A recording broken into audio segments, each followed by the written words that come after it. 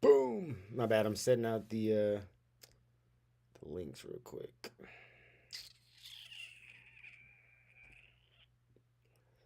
Boom. There goes the Instagram one. We are good to go.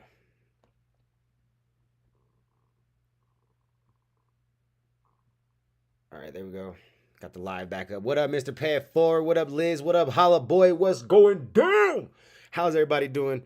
There's one more person in the live that I don't know who it is because it says there's 4. Oh, it's probably my phone actually. So it's you guys and me. Shout out to y'all. Hopefully y'all having a good Friday night. Hoping you having a good Friday evening. You dig?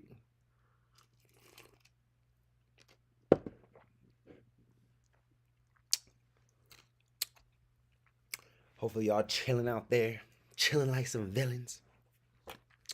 You know what I'm saying? Be out there chilling like some villains. Chilling like some villains. Chilling like some villains. What up, Charles? What up, Charles?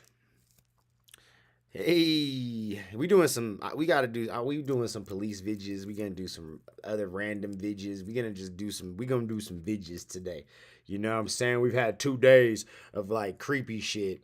Today, we ain't doing that today. We about to switch it up today. Today, we about to get into these goddamn police vidges. And we gonna maybe do some Karen vidges. And maybe we'll do some other types of vidges. But we ain't gonna do no scary vidges, I don't think. Maybe. You never know. But we gonna switch up the vidges today. All right? Anyways, let's give a big shout out to all the... What up, David? What up, Toby? Let's give a big shout out to all of the members of the channel real quick. All right. There's a couple of y'all members up in there, biz, right now. You know what I'm saying? There's a couple of y'all long-term subscribers that I'm just saying should be members because y'all been rocking with your boy for so goddamn long. You know what I'm saying? But yeah, let's give a big shout out to all the members real quick. We got Neek Bones, Dwayne Allen, Nick Fisher, Dave Jones, Holla Boy, Happy Chick, Wild Turkey, Jamal Moore, Net Coast, Lynn Willow, Kara, Epic Service, Misty Summers, Ryan Parks, Sam Glover, Keith Martin, Manly, Funny Farm, Holla Girl, Taylor, Diesel, Creatively Insane, Nicole, Aaron, Mama Dukes, Robin Lynn, Amy Jane Doe, Liz, Nugget, My Hood Life, and Gary Willis. Gang, gang, gang. You dig what I'm saying? Shout out to all these amazing individuals right there. And I just shouted out that you saw scrolling across the screen. You dig what I'm saying? And if you want to join these amazing individuals like Gary down here. Look at Gary been a member for 20 months, bro. Gary been a member for almost 2 years. You dig what I'm saying?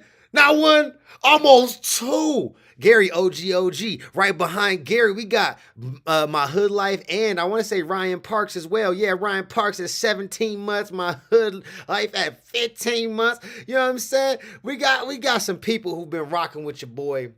And, you know, you get the praise. Shout out to all the new people who've joined over the last year, in the last few months, last couple of days. Again, if you want to get shouted out and you want to be a part of this amazingness, think about hitting that join button down below. I'm just saying, 3 different options to choose from. We got from the high members at $2.99, really high members at $4.99, highest members at $10.99 or $9.99. It's $10, $9.99. But ultimately, again, if that's just not what you're trying to do, it's okay. Just subscribe, hit that bell notification. It's free 99, and there ain't no goddamn excuses for free 99. All right? If you turning down free 99, you might as well just go ahead and roll over. You know what I'm saying? And call it a day. You dig what I'm saying? Okay. I got a little bit of energy. I was what up, Angie? What up? What up? I was arguing with my printer manufacturer, and all sorts of just long eventful conversations today. So it's time to have a good time. It's time to have some fun and bring this weekend in on a good note. You know what I'm saying? Footloose, footloose. You know what I'm saying? If y'all could only see that I was just sitting there shimmying my feet like I was running in this bitch, you would have laughed. I'm just saying. Anyways, man. Let's go ahead and do it. Oh, you all good, Angie. I appreciate you. That's why I said the free 99. That's we trying to hit 100K one day, So we need to hit that 100K. The only way we could do that is if people subscribe. You dig? So, yeah. So let's go ahead and jump into this. So I got a new printer coming though. That's a good note. I got a new printer coming. So yeah, that hopefully things will be back on track, and we're digging deeper, bro. We're digging deeper to go ahead and get to where we're trying to go in life. You dig what I'm saying? Deeper. That's what she said. Okay, let's go ahead and do this. Shout out to Cold Blue Cam for how to earn yourself a spot in prison. Okay. Or, like I said on the title, how to earn yourself a spot in the doghouse. I was about to say the big house, but the doghouse. All right, let's go. My bad. I just had to. We had to talk. I had to just get some stuff off. On March 29th, 2022, an officer was dispatched to a residence for a suspicious parked vehicle in Janesville, Wisconsin. Right, 100K one day. Prior to the officer's arrival, the vehicle left the scene, but was shortly located at a gas station. Upon approach, officers observed the 38-year-old driver, Jesse Seals, and recognized him from previous contacts. The passenger was later identified as 35-year-old Brian Schultz. Yeah, one day we're going to hit it. Guys. I can't hear you, man. You mind shutting the car off? Buddy's about to run. What up, Trey? Jesse, it's Buddy's off the rear. To run. We had a call over at Parker Court in regards to this vehicle. Shout out to my dog. Can you shut the vehicle? I can't hear you. You're going to have to speak up, Jesse. I can't hear you. About the vehicle? There's a drug complaint over there. Again, man, it's windy as hell. I can't hear you. I can't hear you, man. What's that?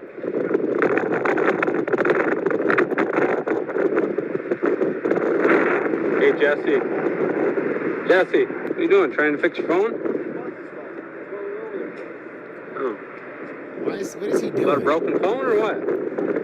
Huh? Jesse, roll down the window so we can talk to you. You just roll it down a little bit. I can't see him. He said it up there at the top. Well, I don't what want are you talking to about? flashlight right in your face. So can you roll it down a little bit? It is in Buddy's defense, it is rolled down a little bit already. See, like if you was be like, I need you to roll the window down to the halfway point or all the way down, or maybe if you gave him a little bit more of a specific, placement that you're looking for this, window to be in, maybe he'll comply. But I feel like the fact that you're just like, yo, will you roll it down a little bit? He's like, dog, you don't see this shit out here? That shit is rolled down a little bit, dog. Like, oh, man. What up, Northern Downpour? Let her crack the door so I can see you. I can't even hear you, man. There you go. How you been, man? You remember me? Are you sure? You seem hesitant, man. I trimmed it down a little bit. Yeah, I mean, it's one of those things we got to investigate. Did you have some stuff going on in a different jurisdiction, like some disturbance or something? Of course he did. What's that? Dispatch is looking into it. I didn't catch what city it was in. When officers noticed drug paraphernalia in the vehicle, he was asked to step out. I did explain to you. Yeah, okay. Hey, Jesse. Damn. So I'm going to have you step out. Sounds like... Bro, how dumb do you have to be to not, like, I mean, granted, the quicker you would have, like, tried to move it, you know, the more problems you probably would have had because they would have probably seen it quicker. But I mean, you didn't notice them walking up on you. You didn't know, like, you know what I'm saying? You didn't shove it in a pocket or something. You didn't, nothing, bruh. There's a crack pipe no over there.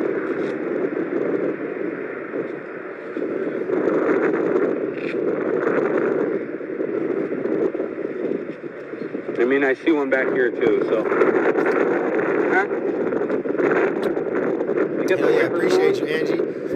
Shout out to raining? Angie. You Jesse know what? reportedly ignored their commands, I started got the you. vehicle, You gotta and put it in drive. Go ahead and put a little comment up there. Angie, you always helping out.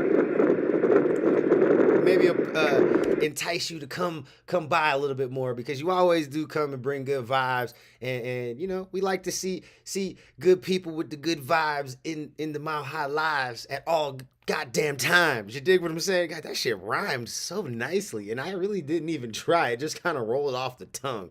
It's really beautiful. Turn the car off. Jesse, you need to turn the car off. Turn the car off. There's a crack pipe in plain view. Jesse, don't be Oh, going this anywhere. nigga just rolled the window up. Shut the car off now. I'm gonna break this window. Now, Jesse. Why would you do that? Oh, he about to take There's a off. crack pipe. He about to take. I told you. He out of there. He's out of there. Hold on, no. Hold up. Rewind. Was there a trailer on this motherfucking car, bruh? There was not a trailer on this shit. This nigga has a trailer hooked up to the what? I don't even know what the fuck this is. Jesse, don't be going anywhere. What kind of car is this? There's a trailer on it, dog. What? Shut the car When he off takes now. I'm off, gonna break there this is window. a trailer attached to this motherfucking car, bro. There's a crack pipe. Look. He out of there with the trailer. Gone. Where are you going with this trailer, bro? Your ass ain't getting nowhere fucking fast at all. And if you do, you leave in a Police fucking chased him path of briefly, but destruction. soon terminated the pursuit. Oh man, they just gonna follow the bullshit that you hit and shit. Try to throw that trailer Continuing around. north on Milton.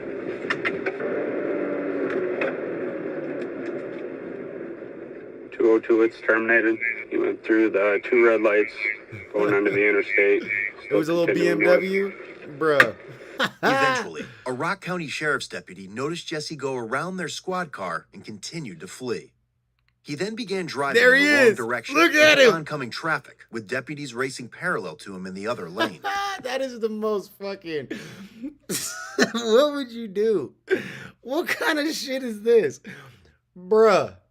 Pull your dumb ass over. Oh man. Let me go into oncoming traffic with this trailer. I'm gonna make things all better.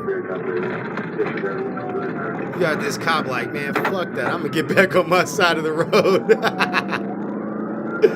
As the deputy was trying to warn traffic behind him of the danger ahead, Jesse struck head-on into their squad car. Oh, shit.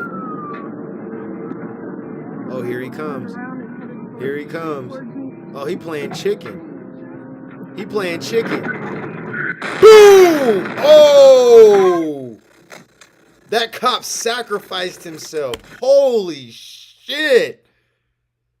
God damn. Hold up. Rewind. Look, he's coming head on. And see, he got this stupid ass trailer on the back of his car, so he thought he was about to hit this maneuver situation and be able to like trick him out. But like, bruh, you ain't doing shit with this trailer on your tail like that, dog. You ain't going nowhere. Boom! God damn.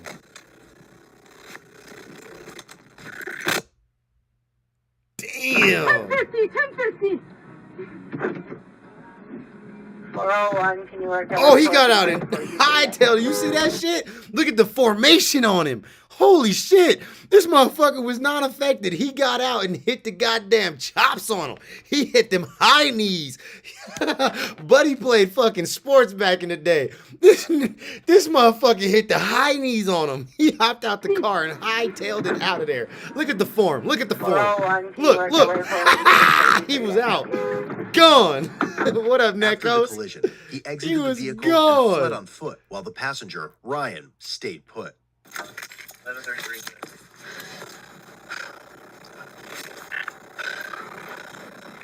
405 truck. 405 somewhere where Whoa, airport. her whole mic is just 405 destroyed. is run westbound.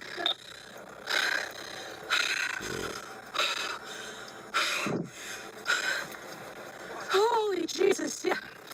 Are you okay? Yeah, I've been, come on. Show me hands! Get back. 405. Oh, is there someone else in the car? 405, I got a passenger in the car. 405! Show me your hands, Sheriff's Office! Traffic for 405. Oh, her fucking, Sheriff's Office, show me your hands! her camera is fucked up. Passenger, show me your hands! Your hands. She got a whole voice changer on now because her fucking body cam is fucked Show up. me your hands! 405 passenger, I don't know if they can't get out, but they're not complying. 405, I can't see them. Driver Her continued running adrenaline is westbound. fucking pumping through her body right now. That shit is coursing through her veins. Passenger, do not get out! Just show me your hands! I don't care about your phone right now! Show me your hands! Lindsay, where are you in relation to McCormick? North of McCormick. Passenger's got its hands in the air. I don't know if they can open the door. Just stay with your hands where I can see them! This shit is wild. 405, he crashed into me. 10-4, are you injured? 10-4. 10-4. Dispatch has at least 2 ambulances. Keep your hands out of that window! Keep your hands out of that window! Just keep them up! 10-4. This shit would be intense as fuck, bro. Keep your hands inside of the car! Keep them outside where I can see them! 405, I believe I got another unit. Keep him up out the window. Stay right there. Is Jesse still in the vehicle with you? Hell no, that nigga had great formation and hit the jets on him. I want you That to open motherfucker your was car door gone. now. He Open your said car door and nope. keep your hands up. They got in that accident. He hightailed it out of there fast as shit. He was riding his adrenaline too. Breast, I got coverage if you need to step away. Jesus Christ. Where'd you last see him running? That way. Okay. He just took off into the field. Alright. Got my leg and my elbows fucked up.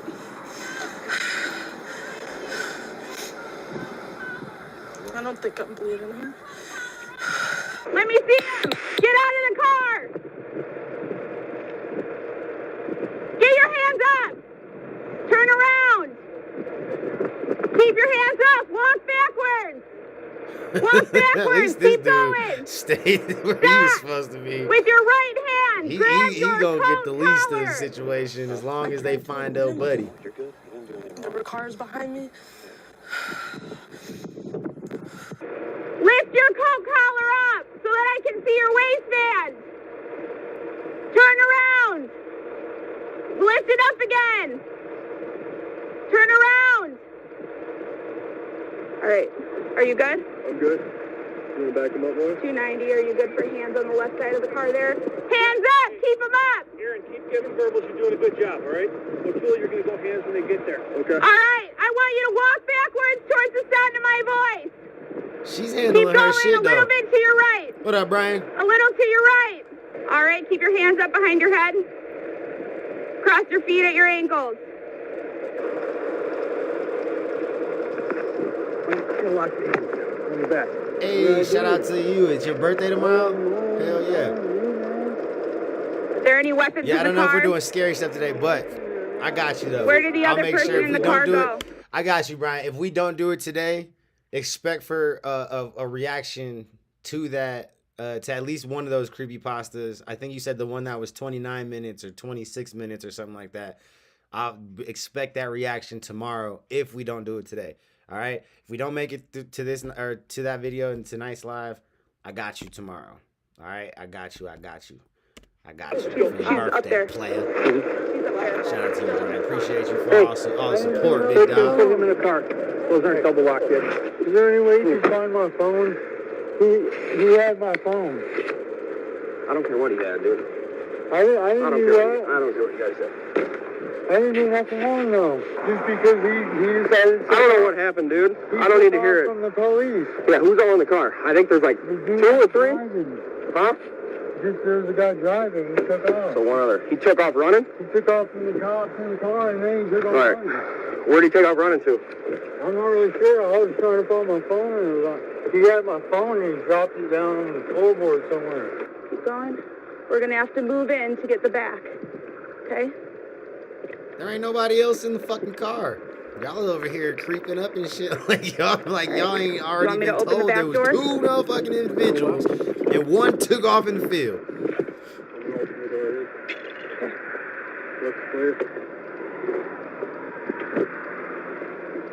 Yeah, we're Yep. clear. There's a bunch of shit. All right, guys, don't crossfire. Don't crossfire. All right, I'm gonna walk around to get the trunk now. Okay? There ain't nobody else in here. Y'all need to go find Buddy. Gun. Yeah. Scared the shit out of me. I didn't know what else to do. I wasn't even. They crossed over somewhere over there. There was like a little... And then they came straight this way. I had vehicles behind me. At first, they were in the lane I was in, so I went to move. And then they switched back over into this lane, and I don't know what the hell. No, fuck that. You did the right thing, lady. I don't think anybody's gonna sit here and put you at fault. This motherfucker was on some shit, and he was going head on. And you, in my opinion, as being a cop, you on the front lines at this point. You knew there was all them cars behind you, and if he wasn't gonna cause an accident with you, you was gonna be cleaning up somebody else off the goddamn highway because he would have hit somebody else. Period. That was facts at that point. Like it was he was with all the shit at that point. So I think we'll take the time to give you the commendment and the acknowledgement that you deserve for putting yourself in harm's way to protect the people that you sworn to protect. So shout out to you for that shit, because I don't know that. Again, I don't never claim that I could be a cop, because I don't think I would have did the same shit. I ain't gonna lie to you. I ain't gonna lie to you. Oh, man. Several officers and deputies responded to a subdivision after Jesse had been called in by residents of the area.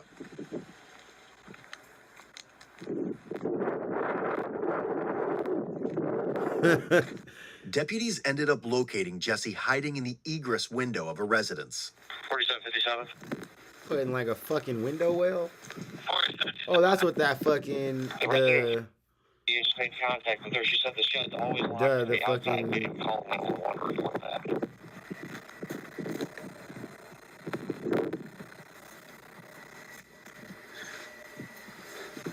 Reporting 23170. All units to that Yoda address. He is hiding in an egress window.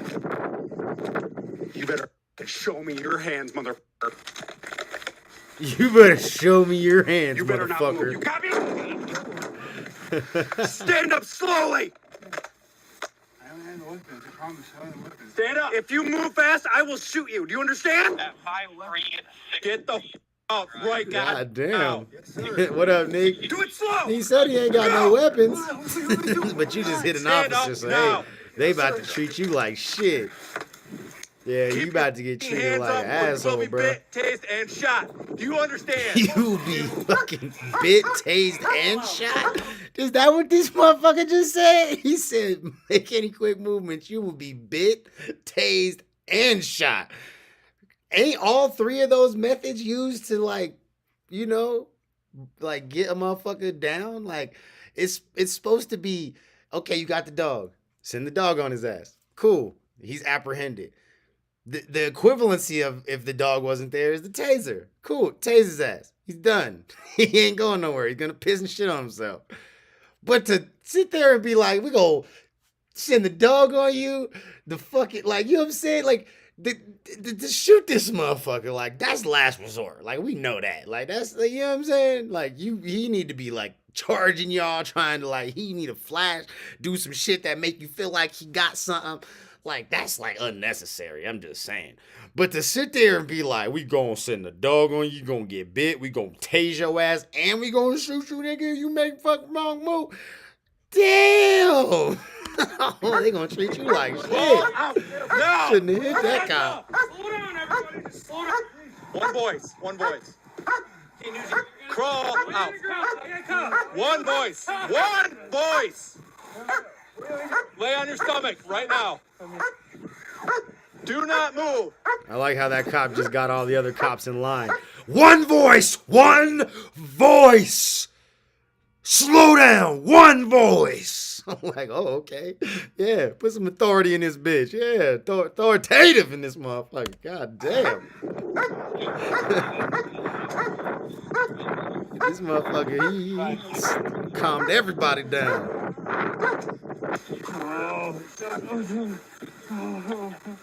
Oh, shit. All right, start cleaning. All right, start searching them down there. Take your shoes off, too. Are you injured at all? Yeah, my wrist is really bad. Okay. Oh, Anything else? crazy. I'm sure you're cold. You've been out here for a couple hours. All right, we're going to roll you over.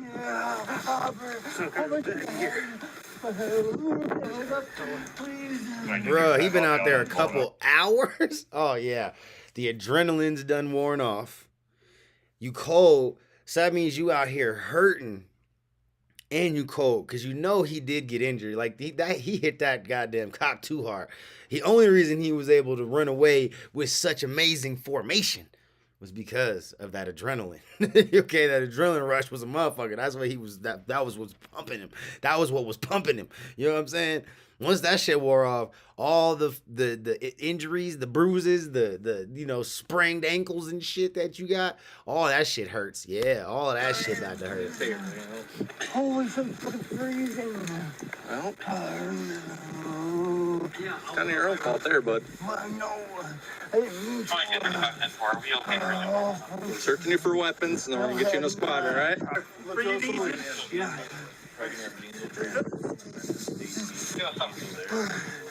Damn, you didn't even put player shoes back on?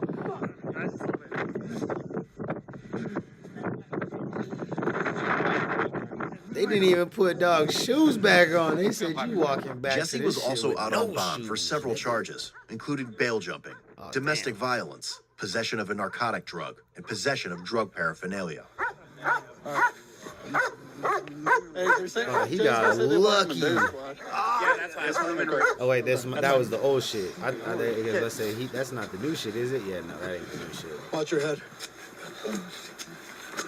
So he already just a troublemaker. Here's the stuff, dude. Egress window cover was slightly moved. Is it one of those big ones you step down into? Yeah, and he's got a plastic cover, but it was tilted. I'm like,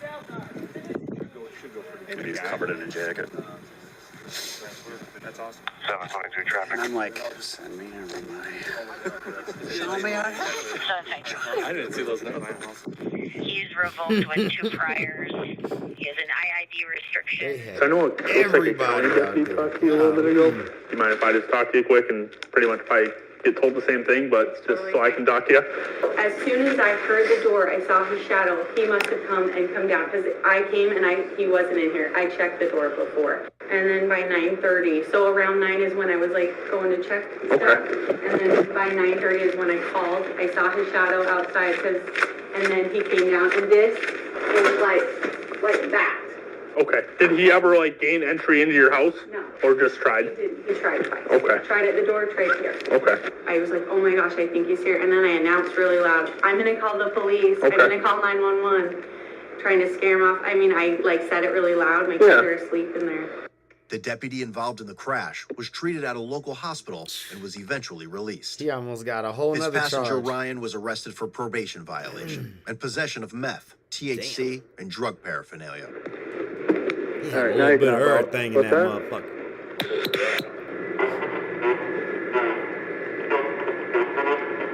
can't hear you at all. It's all broken. We don't have any guns on. Yeah, your microphone is so. Yeah, that's what you're trying to ask. You guys have to put your weapons away because we can't. We don't just change up there, so they don't know how it works. Jesse was charged with felony counts of first-degree recklessly endangering safety, fleeing, eluding an officer, possession of meth, and bail jumping, ×3. Damn. Misdemeanor counts of operating while under the influence, causing injury, possession of THC, possession of drug paraphernalia, and bail jumping. He was found guilty of first-degree recklessly endangering safety and fleeing, eluding an officer. He was also guilty due to a no contest for operating while under the influence, causing injury. All other charges were dismissed, but read in. That shit, he got lucky as shit because the closest thing he got to getting charged for the cop or hitting that police officer was the OWI resulting in injury. So the resulting in injury would be the accident part of it. So he got lucky that they didn't tack on, like, you know, hurting an injury or, you know, hurting or injuring an officer. Like, that's a whole nother fucking, like, that's Ultimately, a serious ass Jesse charge. was sentenced to 3 years in prison, 30 days in jail, and 3 years of extended supervision. How the heck they said you get 3 years in prison, 30 days in jail. Oh man. So you got to do your 30 days in jail and then go to prison for 3 years, or you do 3 years in prison and then come back to the jail, do 30 more days and then get out? Like, oh, yeah, they said F you, bruh. They said F you, bruh. Golly. That's interesting. I'm just saying, what the fuck? Oh man. Okay, there was another one that we were gonna watch yesterday that I wanted to watch with you guys. I think it's on the whatchamacallit, the Columbia Police, whatever the hell it was called. Where is it at? Oh man. Where is it at? There it is. A car thief with a pair of socks stuffed in his underwear. But no, this is one of the ones right here. Officer finds drug dealer passed out in the public. You bad at your job if that's what you out here doing. Whoa, what?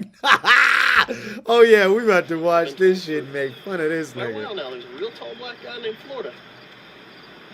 Trapping on Sullivan. Finally met him. Here we go.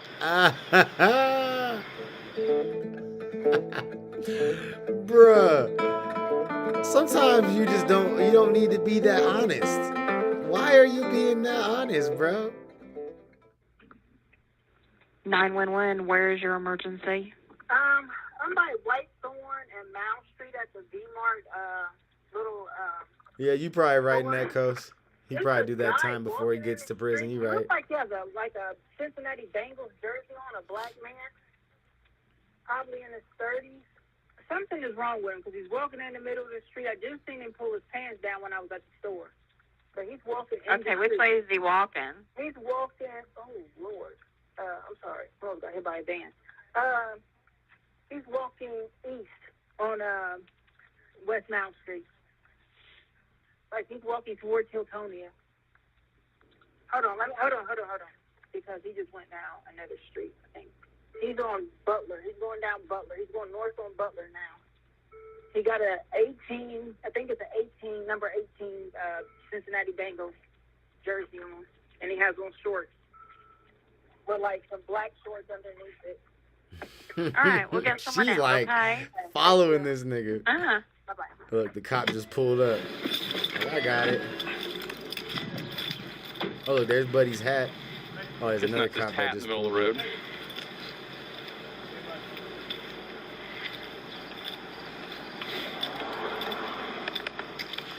Hey. Hey. Buddy is slumped. What's up, boss? You good? Buddy is slumped. You good? Wake up, bud. Where you at? He don't know. This nigga is on Mars. Hey. Walker King. Hey, you good? You okay? Yeah? Where you coming from? What's up? I don't know. You don't want to talk to you. Do something. What, bro? Get some juice? We're here to check on you, make sure you're okay. Someone called, they were concerned. Girl, keep your hands out of your pockets for me. Get your hands out of your pockets. All right, man. You ain't got to worry about none of that. All right. Just keep your hands out of your pockets for me. Where? Do you know where you are? Yeah. Where you at? Columbus, Ohio. Where in Columbus, Ohio? On the west side. Yep. No, getting closer. Yep. We're narrowing it down. Where are you coming from? He said we're narrowing it down, getting close. Just stay sitting down. Just stay sitting down. Where are you coming from? Where you at? Where's your sister stay at?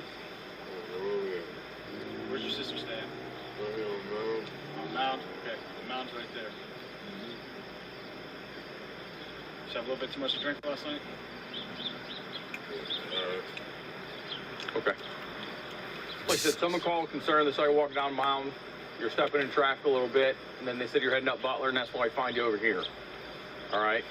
You're doing that job, man. I apologize about that, sir. It's all right. Well, where at on Mound is your sister's Well, at least he house? ain't driving. I'm gonna say that. At least he ain't driving. Shit. He's still too intoxicated to be out in public like that, though. But I'm just saying. At least this nigga ain't driving. What's your name? Florida. Florida? Florida. Is that your government name? What's your last name? Last name Bogan. B-O-G-I-N.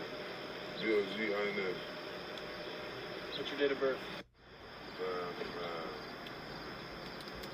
All right, wake up, buddy. You're about to fall asleep standing up. Yeah, I can.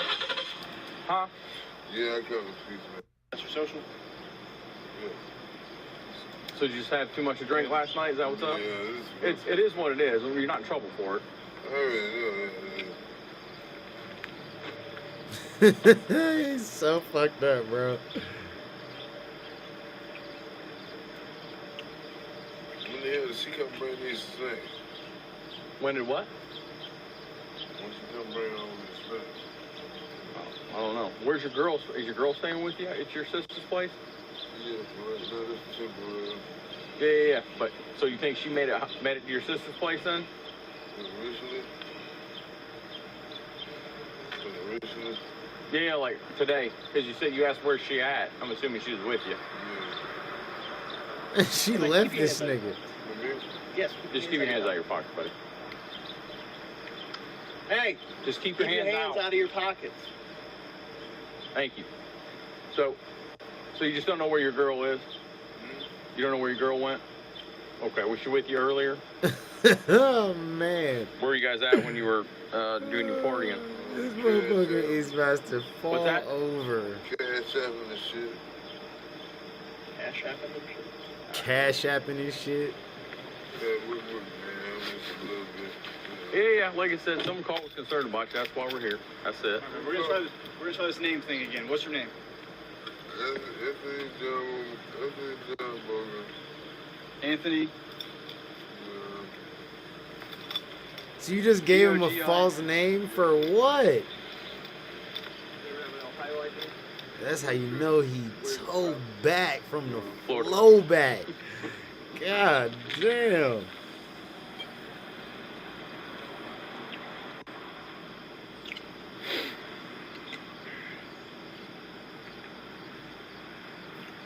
you just staying with your sister up here? Or you got a place? Just keep your hands out of your pockets, buddy. That's it.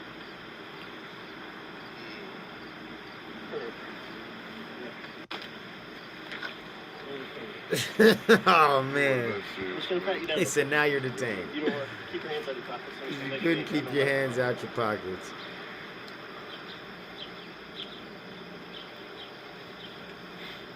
How long you been in Ohio? About a year. About a year. Okay. You originally from Ohio or Florida? Both. Okay. Mainly grow up in Florida? Yeah. Where at? Jacksonville. Jacksonville. What do you like better, Florida or Ohio? Thank you. What do you like better, Florida or Ohio? Say Ohio. Say Ohio. The Bengals going to win it all this year? I hope so. No. Damn, I was knocked out. Yes, you were. Yeah. I took the fucking thing off. Like I said, that's why someone's concerned. That's why we're here. You know, somebody's called. Yeah, somebody called, saw you walking down the Well, mile. at least he was honest. I mean, he said, man, I took them fucking Xanny bars. Shit. Like, Need a medical God or damn. Don't do drugs, kids. You have an Ohio ID? No. Where are you from? Jacksonville, Florida. Wake up. Hey, wake up. Set that down. I already have it down. Keep an ID on him. What the fuck am I doing here? So you never... What is your name? John Bogan, 7299. Let me check over there. 59577. Born taken 1991. Anthony John Bogan. And you don't live in Ohio? Or you do live in Ohio? I live in France. So you've been here about a year. Never been arrested in Ohio? Never had an Ohio driver's license? So we never had an Ohio ID. Okay, Florida. Let me run through Florida and see if that comes back. So I'm not getting anything through Ohio. All right. Where's my snacks at, man? I don't know. He said, where's Apple my juice, that's always snacks at? Did you have a hat on? Yeah. Yeah, I think that's in the I think it's in the road, buddy. We'll get it for you. I'll get it for you. What was I doing? I think you were stumbling down Butler. This is Butler Avenue, and then you made it over here to take a nap. So you can see why somebody would call, right? That's how you know them Xanny bars, bruh. Them Xanny, boy, them motherfuckers is no joke, bruh. Them is no games. No games. But he was out of it. He said, what was I doing? Where my snacks at? You have a hat, man? Yeah, you right. I did have a hat. My shit in the street? Damn. What was I doing? Like, hell no, bro. I ain't got time to just lose hours of my day. You know what I'm saying? I ain't got time to lose hours of my day and shit, bro. Like, if I ain't legit just sleeping because the well-being of me, like, I ain't got time to lose any other time during the day. Like, the fuck you saying to me? Mile Street by Whitethorn. How you do stumbling that? into traffic. How you do that shit? Y'all ain't come take your swim. Where's your hat, buddy? It's in the middle of the street. So, your nickname's Florida. You got a Bengals jersey on and a Chicago hat. Right. You confused, bruh.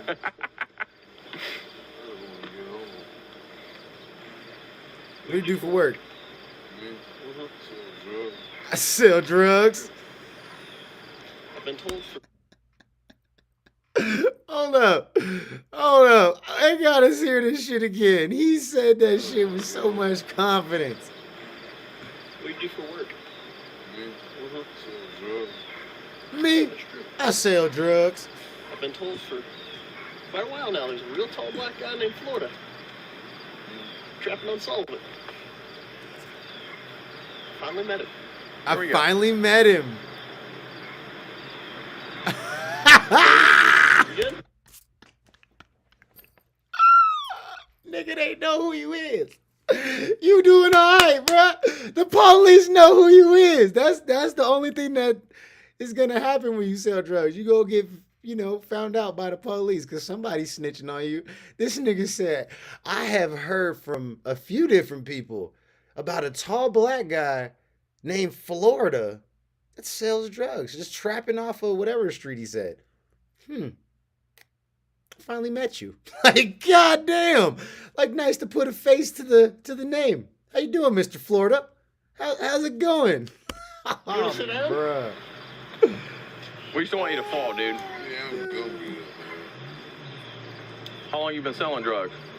His whole life. You're just messing with us?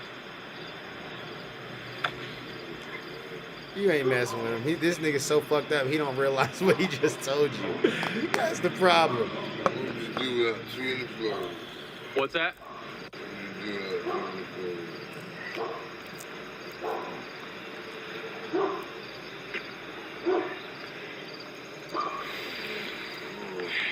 you don't need a medic, my man? This dude is so, he is out of it. Yeah, you can't get high on your own supply. Right. Even the cop knows. I remember this interaction. How the cop know? He just gave you some game. Don't be out here getting high on your own supply. That's drug dealing 101. Oh, bro. Yeah, really like sitting out here in the fucking daytime. Yep. Is there somewhere we can take you? Yes, please, right up the street to my sister's house now. Where she live at? Mountain or what? 2 seconds over. If you would drop me off on the first street, you would get, shit, you would drop me off on the street. Florida. Sir? Your mom with you. We can't understand what you're saying, all right? You can drop me off on the first street. Yes, On Front Street? First street, man. And the skirt, first, the first street. He is about to You fall said your sister lives asleep. on Mound. West Mound Street, right? Sit down, man. Wake up, buddy. We don't want you to fall. Tired. We know. We don't want you to fall. You're falling asleep standing up. No, but y'all know I come in. Y'all know I come in peace. You don't want to hurt me. Hey, I didn't. Yeah. Your toddler just went out. 34 hours. He said, you know I come in peace. I ain't trying to hurt nobody. Yeah, you can't find anything at O'Legrant. He's just going to run on the beach and see if anything comes back.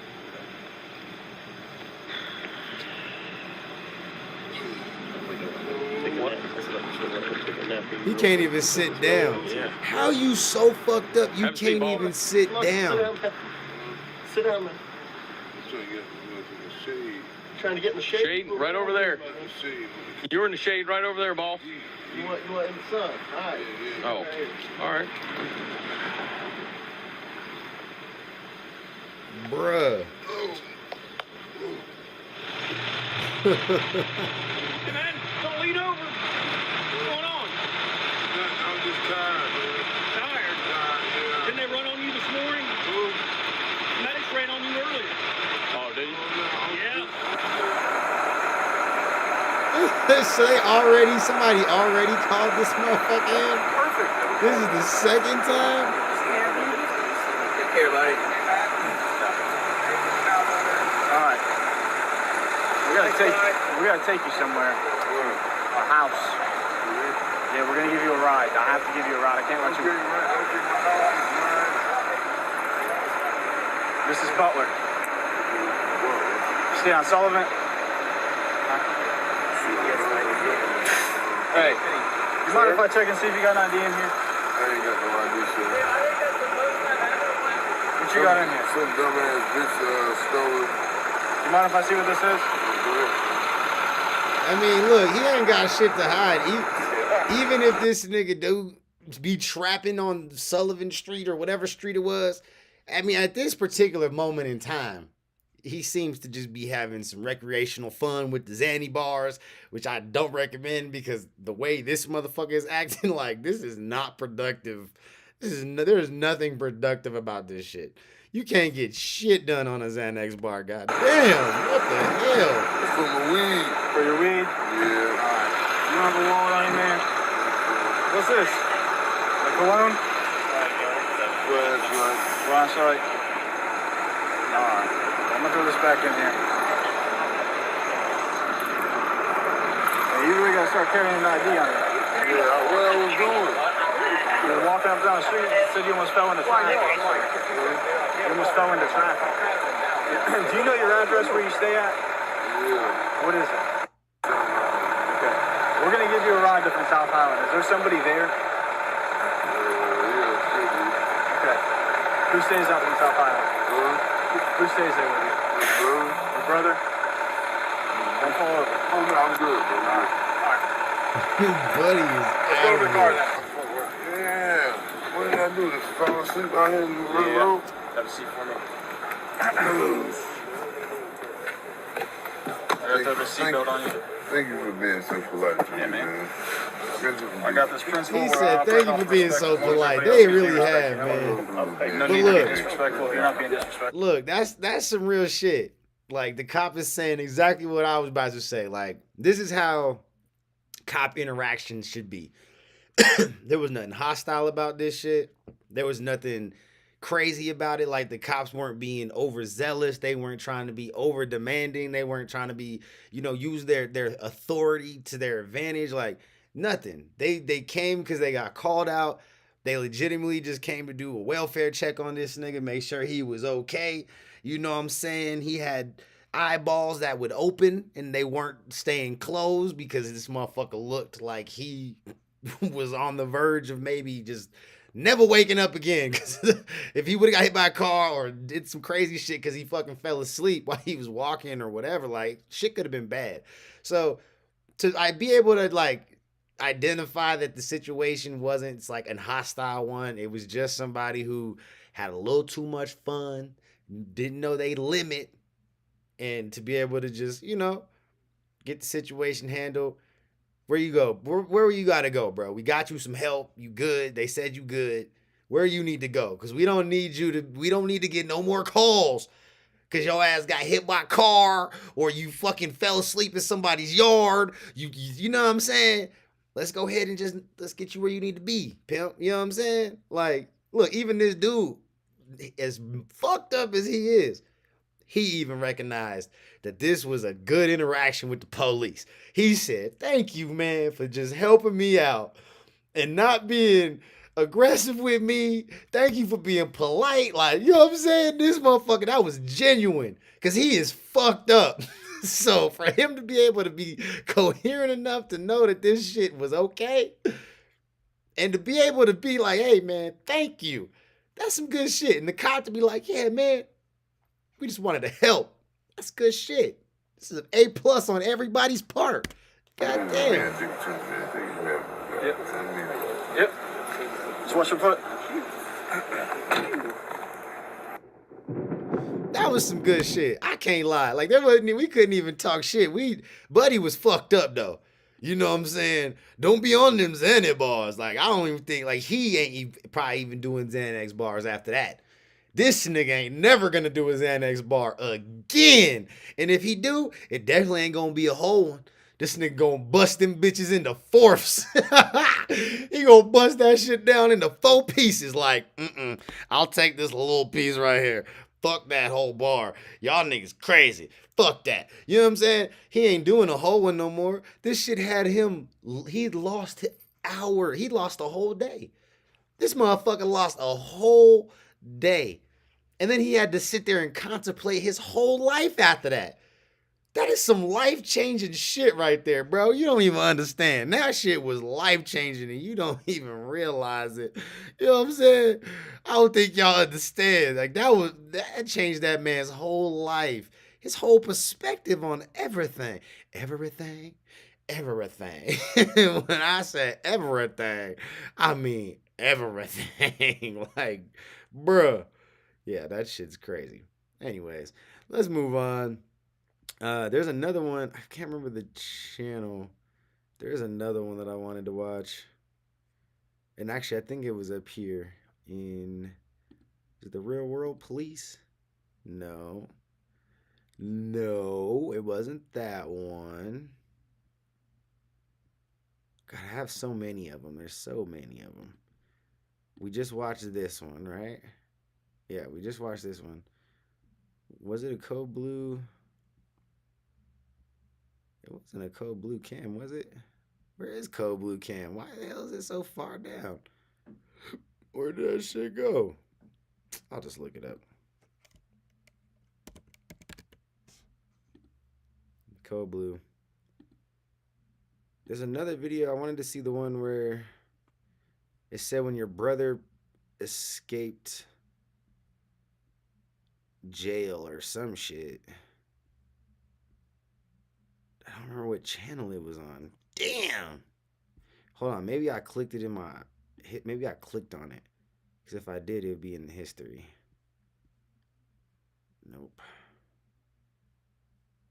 Maybe it was still this channel. Columbus. It's not. Where the hell did they go? What channel was that? Was it active police cam? There it is, right there. When your brother escapes from the hospital. That's what it was. In June of 2022, Nassau County Sheriff's deputies in Florida responded to a call where a man's brother wouldn't leave his house. As always, full police report is down in the description, and I'll go over the outcome of the case at the end of the video. So what's going on? My brother was trespassed yesterday and he showed back up. Okay. Officer Andrews came out here and said that he would give him a ride to Baldwin where he could walk. Damn, that's some shit. When you gotta trespass your own brother, So goddamn. Ken steps out, collapsed, passed out, whatever. So they called the rescue. 77. So rescues, like, you want to go to the hospital? He Damn, said, Liz, no. that would've He said, "All right, sucked." We're going to Baker Act you. They have to keep you 72 hours. And then, I don't know if he walked out. He told my mom that they released him. And he got a ride from downtown Baptist back out here because he says he has nowhere else to go. Okay. I mean, he hasn't lived here in like 14 months. He's homeless. He's been living in Jacksonville, and I guess this is his only thing that he thinks he can come back out here. Right. He had him trespass yesterday or last night or whenever it was. Yesterday around 4, yeah. Okay. Hey, you gotta go, player. I don't know what you did to your brother to piss him off, but he said you can't you don't wanna stay go here, there. pimp. I understand. Fuck that, you gotta go. My mother had an injunction with him, and Is that still active or has she since dropped that? well, she wrote down the wrong court date because he was served here, injunction papers. And the next time we went to court, it was the first time we seen the judge, and the judge like, well, it's not in our system that he's been served, and he should have been, I got over to y'all's office. They said, yeah, it was this date. Okay. He wouldn't do nothing with it. So how about this? If I walk in with you, how about we walk past him and you just give me the paperwork and be able to handle that? Yeah. Yeah, you don't have to say nothing like that. I just want to, now that I don't believe you, I just want to make sure, and then I can go from there. I'm guessing that red bag or whatever color brown is his. No, that's my dad. Okay. My dad came up from Fort St. John. He's not feeling too well. And Okay, they're visiting. Damn. He's supposed to help him. So his parents, he can't even be. His parents don't even want to fuck with him. That's crazy, bro. He getting trespassed while his mom and his dad is there. This ain't even just like, hey, me and you, bro, we don't fuck with each other. But this is like, the whole family's like, we don't fuck with you. We don't fuck with you. Little stupid ass bitch, we ain't fucking with you. That's what they saying to this motherfucker right now. They like, get your dumb ass out. I got you. We don't want no All right, parts yeah, of your shit. I'll walk in there with you just so we can kind of keep everything calm. And you just show me the paperwork and then we'll go from there. I don't feel like going to jail because once I hit him first, it's not going to stop. No, I got you. So I said I'll walk in there with you. Maybe a little presence will kind of calm you down some. I get it. All right, man, you stand up for me? Are you arresting me? Yeah, you got a trespass warrant. I'm not back here. You gonna stand up for me? Robbie. Come on, man. Me out here, man. He said, you Stand up for me. gotta go. You gotta go, player. You gonna put your hands behind your back? Get those stupid ass out. Put your hands behind your back like you're praying. Like you're praying. Yeah, if he's got some shoes. How's he gonna put them on? If you want to help him. Or if you want to step in him. Or am I gonna have to drag you out of here if you're gonna sit like that? You're going to drag me? Huh? I have no energy to walk. Okay. I'm gonna have to drag you. He's weak. I got it. Can you sit up in the chair, Ricky? Fuck no. Oh, he's a hard-headed ass motherfucker, Get out of bro. the car whenever you came back. I knew you weren't supposed to. I could absolutely do that. He's stubborn as fuck. Get him sitting up. Get him sitting up. Shoes on. He said, I'm gonna drag your ass out this house. You ain't supposed to be here. Badass, Robbie. God damn. You're such a badass, man. Stay away from my house. You're such a badass when you're doing this shit, man. You did it to yourself. I've done nothing to you. You haven't? I've tried to come home. This ain't your home. You don't live here anymore. You're an addict. You have a problem. You need I'm no longer on it yet. Oh, there it is. There's the vein of it. He was stealing from his brother. Fucking drugs, man. We're not doing this. No, we're not doing this. That's fine. I'll drag you right down there. It's like this. Damn. Get out. Oh, God, yeah. You about to have splinters all up in your ass cheeks, bro. You better get your dumb ass up before you have look. Told you. Look, pants coming down. You about to have splinters in your ass cheeks, bro. Turn around. You know that shit is not comfortable. Yeah, that's why you got your ass up. Oh, splinter in the ass cheek having ass motherfucker. Yeah, take your ass back wherever you was at, nigga. You need the help. Let's do this easy. Fuck that. I'm on the brother's side. Fuck that. You can't, because the brother kicked him out for a reason. You don't just stop fucking with your brother for no fucking reason. You know what I'm saying? You don't like. I don't care what nobody say. Like, I know from personal experience. Like, there was a time where I had to not. You know, I couldn't talk. I wouldn't talk to. I didn't want to have nothing to do with one of my brothers at all. Like, he did some foul shit. You know what I'm saying? So I have no sympathy for that shit, bro. None. Because at the end of the day, there was nothing that you couldn't have just came to me and asked for. You know what I'm saying? There may be times where I may tell your ass no, but that does not give your ass the fucking right to keep doing the stupid shit you choosing to do. So fuck that. I'm on the brother's side. Yeah, you can't stay here until you actually get the help and you fucking fix this shit, bro. Get your life together. And then maybe when I see you fucking putting the work in, maybe we can make amends after that. But fuck that. Not right now, pimp. Nope, you gotta go. You gotta go. Yeah, I'm on the brother side. You gotta go. You gotta get the fuck out of here. I'll come back for the shoes, man. I want you to stay back here. Fuck your shoes, bruh. I'll throw them bitches out the house. Like, here's all your shit, too. Take it and don't come back. We ain't talking. You ain't coming to get your shit together here. You burnt that bridge. You get your shit together elsewhere, and we can have conversations later. That's Fuck that. But, yeah, I was letting Mom put the shoes on for him, then he wants to start yelling and screaming at brother, so that's when you pulled up when I was dragging him out, like, I'm not playing this game. So. You don't want to walk, man. What you got to do is yours. They don't give no you fucks. Like, from them? Don't care. I think brother's in there. I think I've done a signal 9 of a signal 0 from him, so he should be in there, and he's in there already, so. And his brother's Robert Simmons. So. That's all I need. Cool. I'll let them know we're going to roll one. You already have a narrative typed up. Okay. I just got to change names and. Cool. All right, I'll let them know we're rolling. All right, appreciate it. All right, ma'am. Sir, we're going to go ahead and take him over to jail. Yes, sir. Okay? He's still wearing the scrubs from the hospital. Whenever the officer trespassed him yesterday, he offered him to take him a ride, but he wanted to walk. He got out the driveway 10 steps and fell down. He's homeless, he's weak, I'm sure. Dehydration and okay, well, they're going to take care of him. We got nurses and stuff like that over there, so. The thing I'm concerned with is the paramedics Baker acted him. No, we're good. They took it, they said, we're going to Baker act. He's been Baker acted. He just walked up out of there without. Well, we don't know. I mean, he may have been released, but the way he's dressed, it's possible.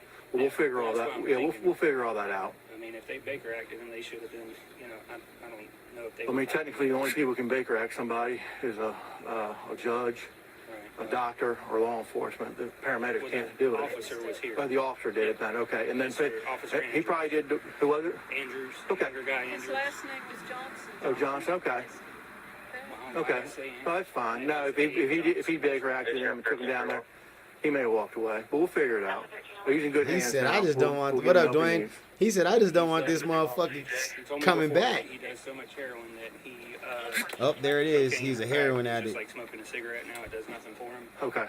And he took some money from her 2 weeks ago. Okay. And he came yesterday saying, "Well, I detoxed. That's why I got the hospital ban on. I detoxed. I'm done. I'm over it. Let me come back and stay." You can't detox from that heavy of usage in 5 to 6 days. No, you can't.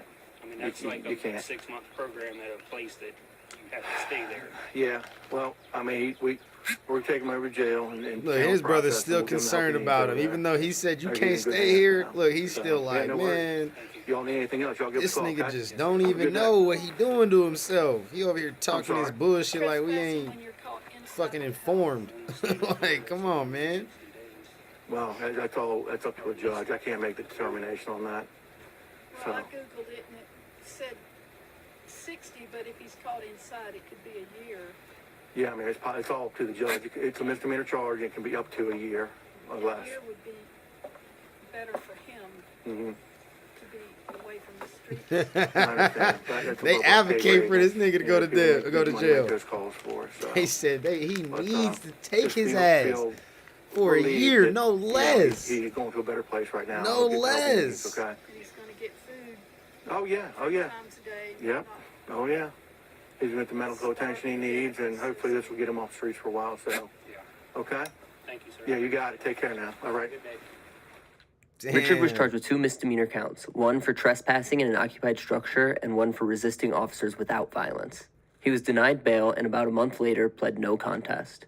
He was found guilty of both charges and sentenced to 1 month and 2 days of jail time and was given credit for his time served. Along with that, he was ordered to pay a couple $100s in fines. If you know of any incidents you want to see on camera, please feel free to reach out to me in the email address or Facebook He page didn't even in the get the About help section that of he my YouTube needed. channel. See, that's that bullshit right there, man. He really just needed help, and his peoples was screaming for him to keep his ass for a year. Like, I know they ain't going back. They're not gonna keep him for no non-violent shit. He's not a drug dealer. You know, he's just a user. So even if they didn't keep his ass for a year in jail, they definitely should. I think it was necessary to make, you know, some sort of programs or, you know, rehab like mandatory. You know what I'm saying? Like, yo, bro, you need to get your shit together. You need to go to jail. And then after you're done with jail, we need your ass to go to these damn programs. You need to go, you know what I'm saying? You don't need to keep them locked up. I get it. But you definitely should be encouraging some sort of, like, you know, get your life together scenario. You know what I'm saying? Like, they ain't preaching shit. They was just like, here, go to jail for a month and a half, pay a couple $100 fine, and oh, we gonna give you time served. So really just pay a couple $100, you know, in these fines real quick, and we let your ass back out on the streets. Like, damn, like, for real though? Yeah, that shit don't make no goddamn sense to me. Sometimes, man, people's children's, they just don't make any goddamn sense. NFL star Antonio Brown's arrest warrant leads to a standoff with police? What? Hold up. NFL wide receiver Antonio Brown refuses to come out of his home as police try to arrest him.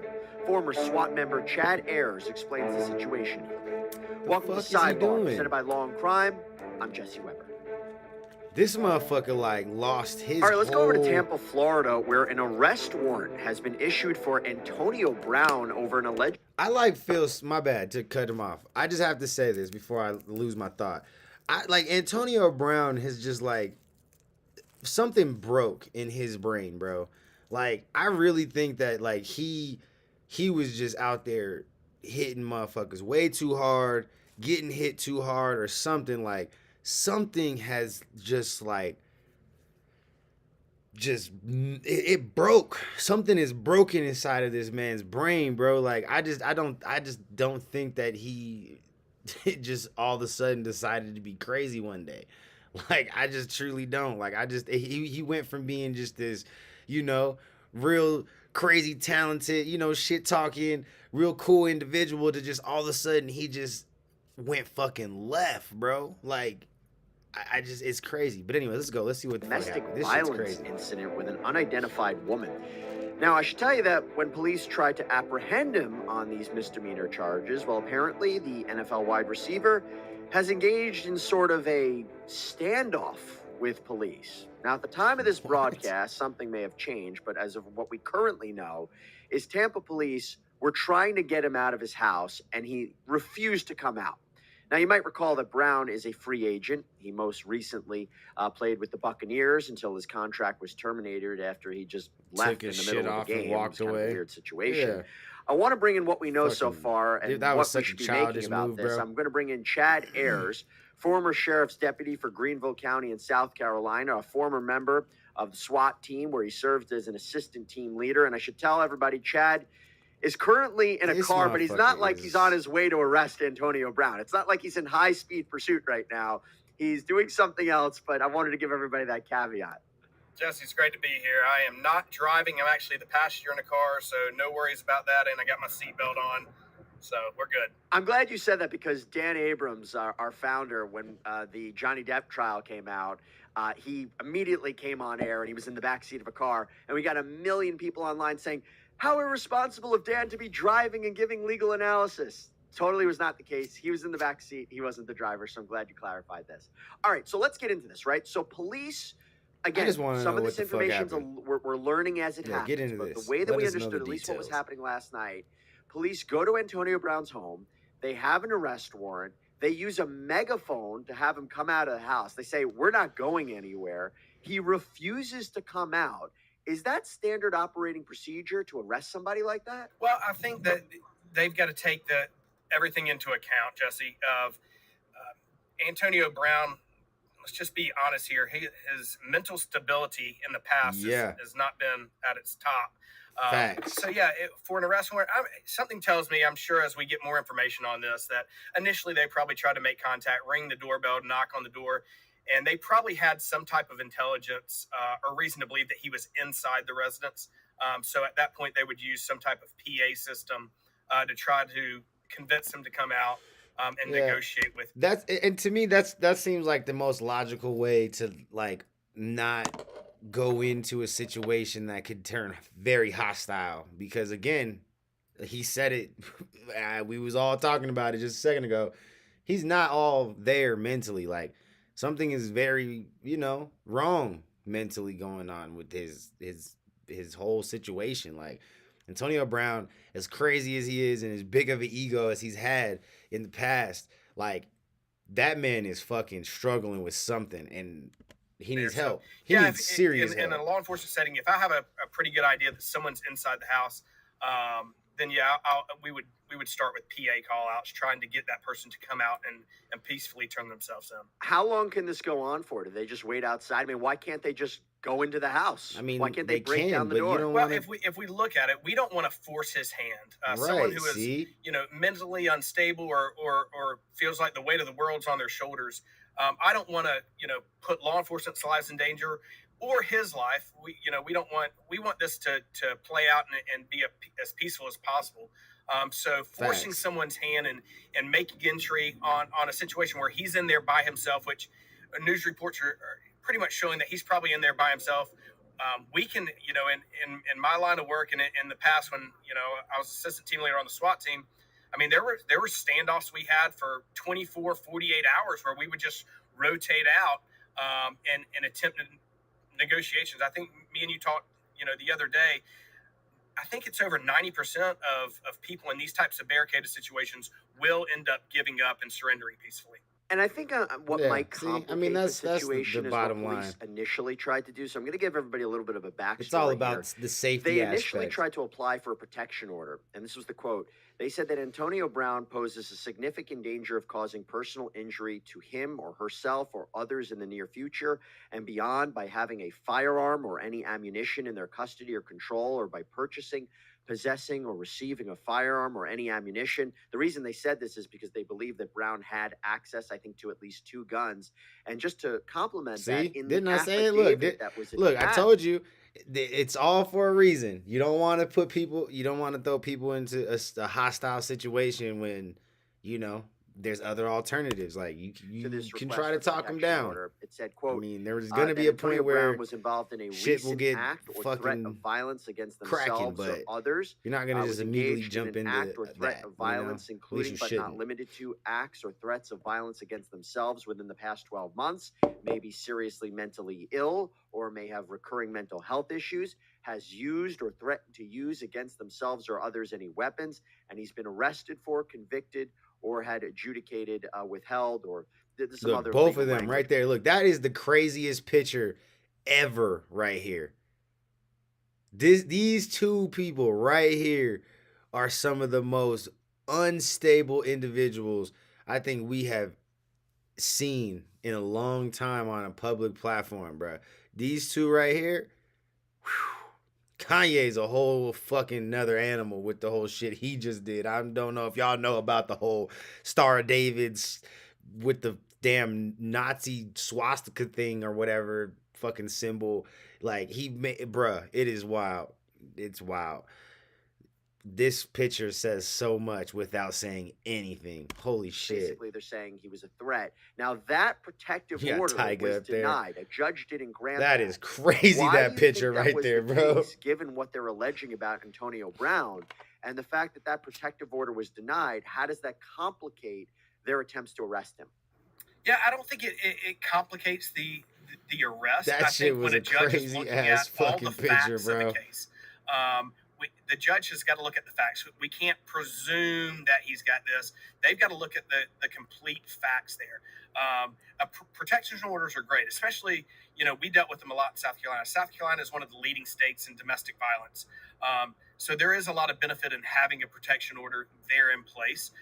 But with that being said, if intelligence is saying that Antonio Brown is in the house and law enforcement is there and has that scene contained, I don't see law enforcement leaving that residence until Antonio Brown is in custody.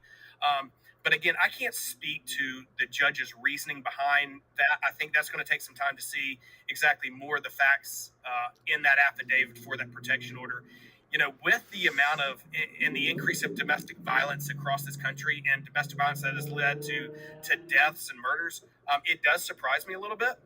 But I think, again, I don't want to speak to anything until we get more of the facts in this case. That's totally fair. And just to give everybody a few more facts about what this domestic violence incident was, reports are this all stems from a November 28th incident between Brown and a woman. It started off as a verbal altercation, then it became physical, with Brown allegedly throwing a shoe at the woman's head. He actually tried to lock her out of the house, tried to evict her. This all comes because Antonio Brown, I mentioned some of the scandal that he had on the field. Well, he's also gotten into legal trouble as well. In fact, last month, he was ordered to pay $1.2 million to a truck driver after he was arrested for assaulting the driver. Brown pleaded no contest. So this is kind of gives you a backstory of what's happened. Oh, yeah. See, you definitely can't just rush in on this motherfucker right now. He was already, unstable and throwing his life away and shit. But to know, to now be in a situation where you're paying out all sorts of crazy funds and finding yourself in lawsuits and all sorts of shit. Hell yeah, this motherfucker he's liable to do something nuts here. Period. What do you make Facts. of that allegation? What do you make of this story against Antonio Brown? Well, let's be honest. I mean, if we're looking at the past It's probably happened. of Antonio Brown, it's not stellar, Jesse.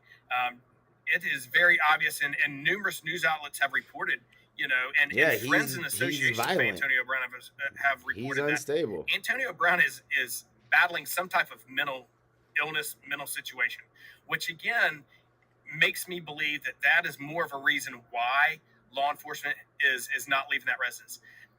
In a normal circumstance, in a normal domestic violence situation, plenty of times we've gone to serve warrants. We didn't think they were there, or we would say, hey, we're going to come back at a later date to serve this warrant. But there's more to this story, I believe. I think because of Antonio Brown's mental state, his access to weapons, the threats that he's made, his propensity for violence, I think that's why law enforcement is going to stay there, attempt negotiations. It would not surprise me if in the near future, later on today, if we don't see law enforcement or some type of tactical team start to introduce some type of gas element in the house to make it uncomfortable for him to try to surrender. But, in that area, the Florida law enforcement officers, I've had the privilege to work and train with a lot of those guys. They're stellar. They're going to do everything they can to bring this to a peaceful resolution. But Antonio Brown needs just to man up, say, hey, look, I screwed up, contact his attorney. Let's peacefully surrender and work this thing out. Yeah, the reports were also that they had Antonio Brown ain't got a attorney, fucking and logical brain cell change the to situation, fucking and lean you have on to at this imagine that the moment right longer now. he holds out, the more he's making the situation worse for himself. Before I let you go, Chad, it was so interesting what you said, that they might use it. They would maybe go towards ways to make his situation uncomfortable. You mentioned maybe gas of some sort. Could they shut off the water? Could they shut off the electricity? Could they do something like that, or am I totally off?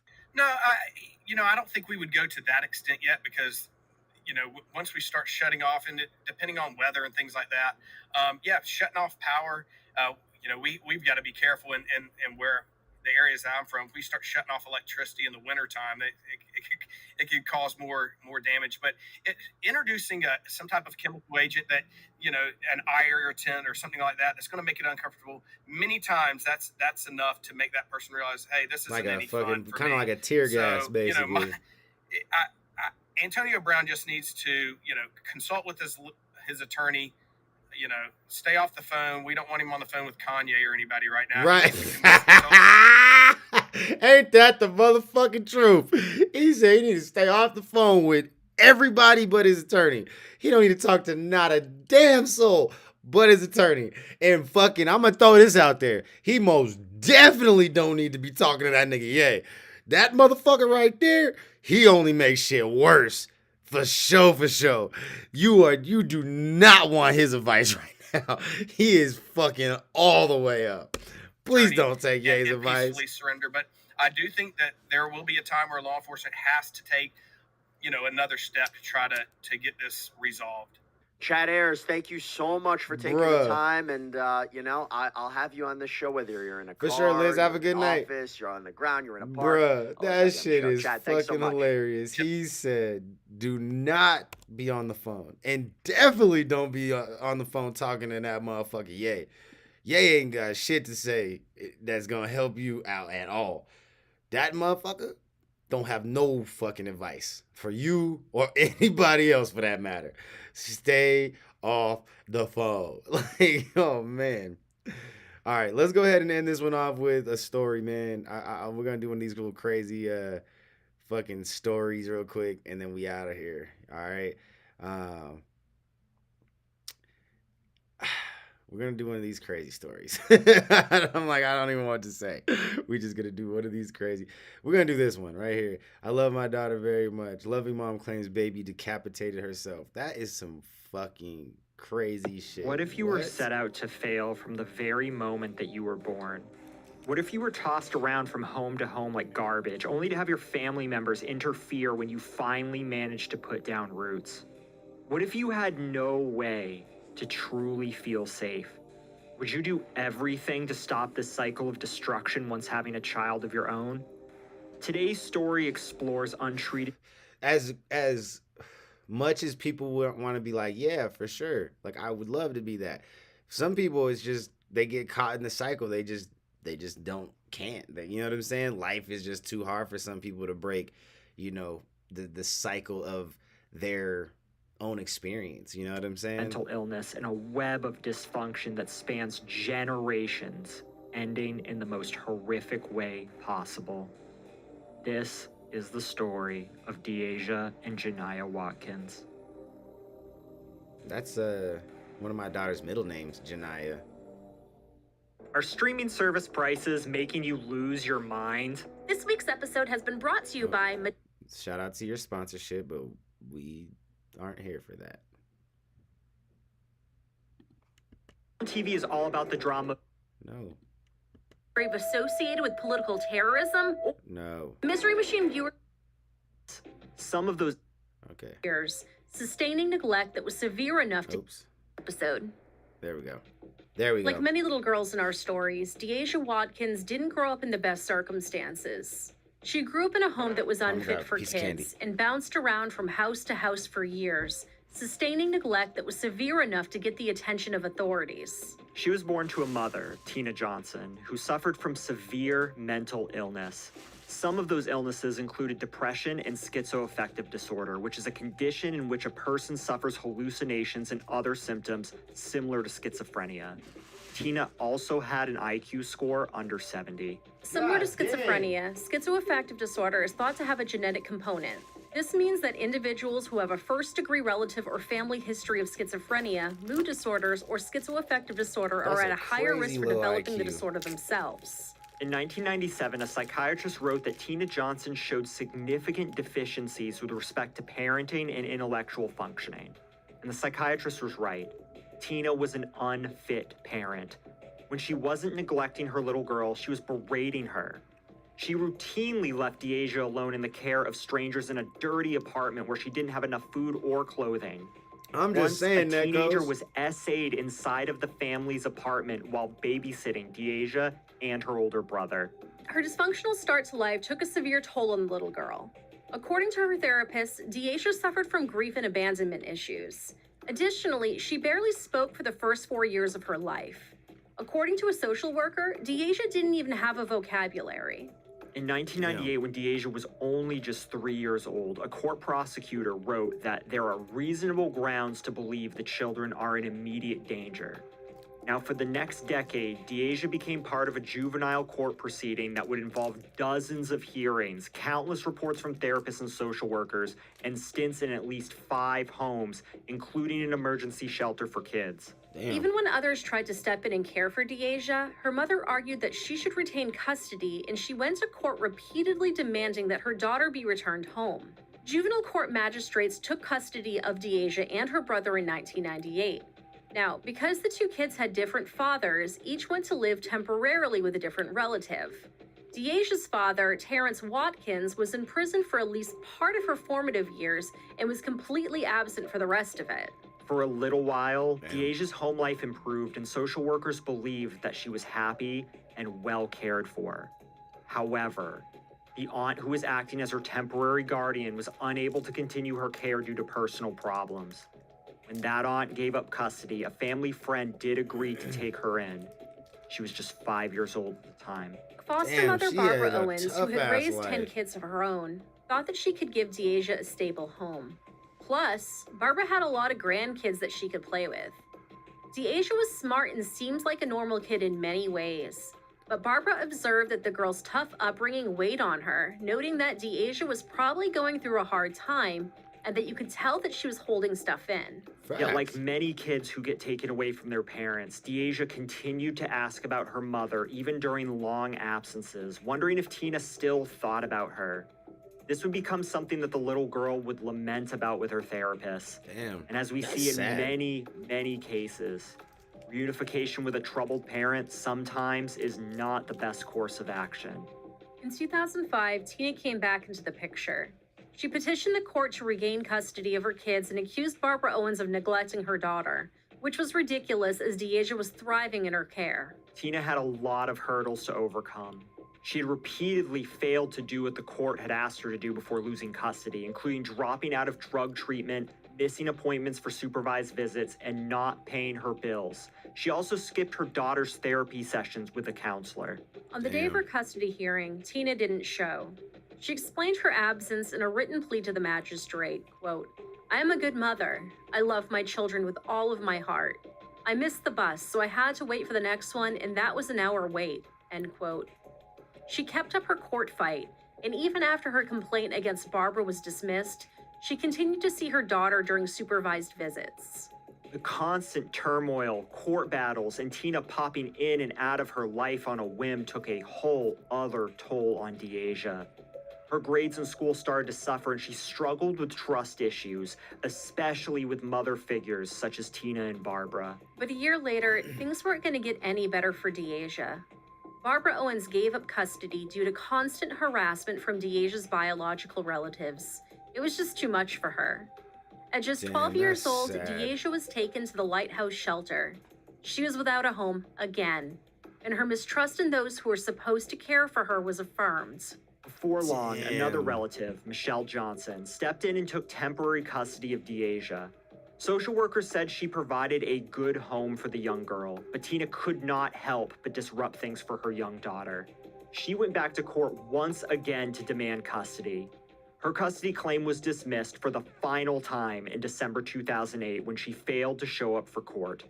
Deasia was 14 years old at this time. On December 4th, 2014... Why keep going back to court to not show up to fucking court? Like, what the hell is wrong with you? When she was just 20 years old, Deasia welcomed daughter Janiyah into the world with a man by the name of James Brown. But sadly for Janiyah, history would begin to repeat itself.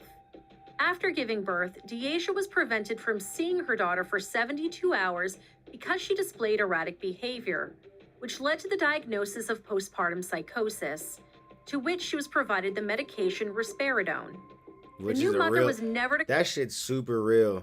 Like, personal, like, I've dealt with the postpartum depression with my very first, actually both of my kids' mothers.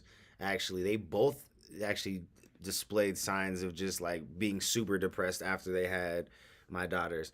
Yeah, that shit's super real, man. That shit's some crazy shit. In contact with her daughter unless she was taking the prescription. Yeah, Otherwise, that shit's she would be real, a bro. threat to her safety. On January 24th, 2015, at 11:16 p.m., Sergeant Richard Fenster, as well as other responding officers, were called to a home in Chavoy for a suspected infant that was in trouble. Damn. Upon arrival, he could clearly hear an adult female screaming incoherently, as well as the sound of a baby crying. According to Sergeant Fenster, it sounded like the woman was screaming for the baby to stop its crying. He then knocked at the door, to which he received no answer. The screaming continued, and the sergeant began to bang on the door, demanding that the woman open it up. He could hear the baby continue to cry, but the wailing had stopped. Still, there was no answer. The sergeant pounded a few more times and stated that he was going to force his way inside. At that point, a male stated, "Don't kick the door in," and then opened up the door. A huge waft of smoke filled the air. When asked what was going on, the man, identified later as Christopher Gilly, stated he had no idea what was going on because he had headphones on. The screaming woman, who turned out to be Deasia Watkins, was holding her newborn daughter, standing in the middle of the room, swaying and staring off into the distance. By now, the baby had stopped crying. Deasia was incoherent and would not answer the officer or even acknowledge his presence. Due to this, EMS was dispatched for a possible psychiatric emergency. Upon arrival of Damn. emergency services, Deasia continued to refuse to talk and had to be restrained while officers and EMS units wrestled the baby from her arms. She laid on the ground with her body rigid as paramedics struggled to put her in a stair chair. Eventually, she was wrapped in a sheet and carried out of the home by the Holy EMS cow. units. Now, according to Christopher Gilly, Deasia had been acting strange for the last couple of weeks, speaking in tongues, acting crazy, and talking about demons. The baby's father, James Brown, was contacted at work and he returned to the apartment to care for the newborn while Deasia was transported to the University of Cincinnati Medical Center and later transferred to Deaconess Hospital for a 72-hour hold.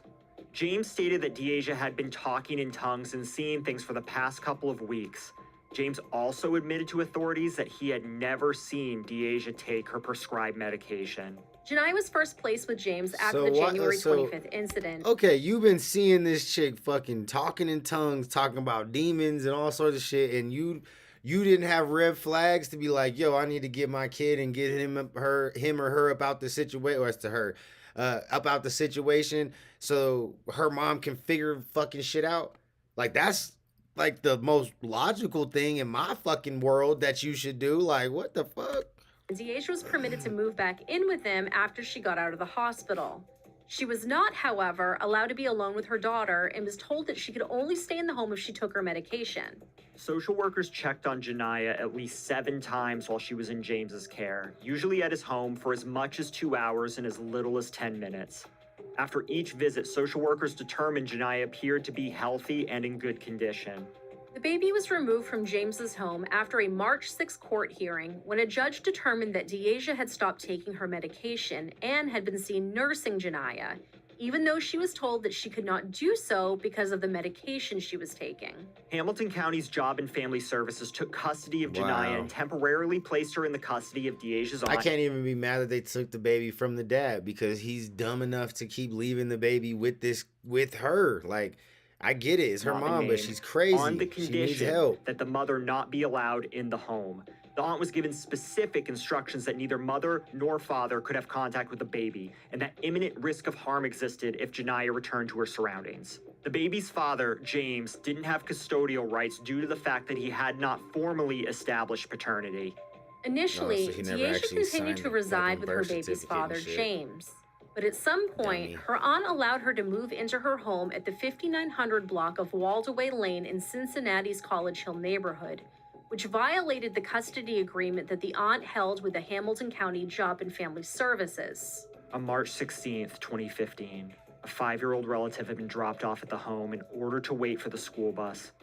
However, when he entered the home on Waldaway Lane, he made a shocking discovery that no little boy should ever have to make. Little Janaya, just 3 months old, was dead. Her tiny body was laying on the kitchen counter in a pool of her own blood. she had been decapitated. The chef's knife was placed in her own hand. I'm sorry, I want to know the address of your emergency. What?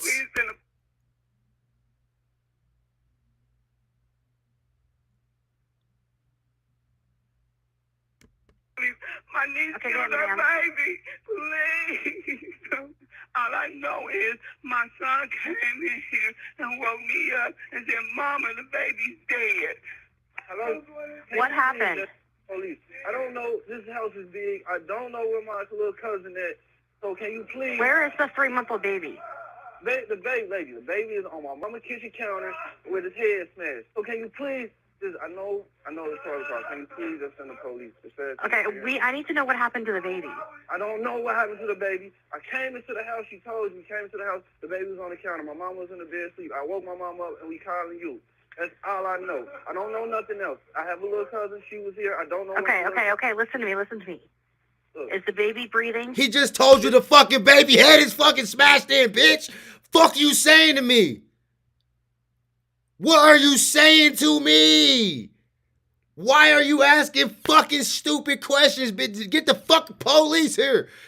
The fuck? The baby is deceased. Who is the mother? Deasia. What is Deasia's last name? Watkins. Is she there right now? No, I don't know where she's at. That's the problem. I don't know where this little girl is at. Mom, the lady want to talk to you. Hello. Hey, ma'am, listen to me, okay? We have help on the way. What do you think happened? What do you think happened? What happened to the baby? Oh my God, Mel. Oh my God. They're on their way, okay? Deasia was found in bed, pretending to be asleep, covered in blood.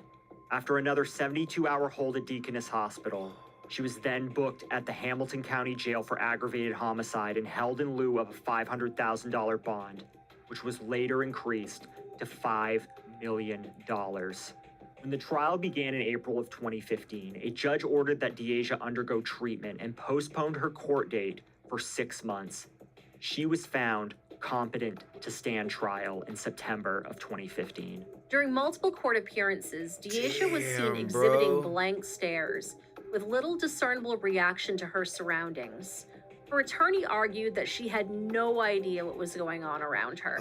After performing Janaya's autopsy, College Hill medical examiner Dr. Lakshmi Samarko concluded that the 3-month-old baby was decapitated due to multiple stab wounds to the neck area, 15 in total. She also suffered a fractured arm prior to her death. The chef's knife that had been placed in her hand was indeed the weapon that took her life, and Deasia had placed it there in order to make it look like her 3-month-old baby had cut her own head off. Yes, you heard that correctly. Deasia tried to make it look like her baby had taken her own life in one of the most grotesque manners that you can imagine. Something that would have...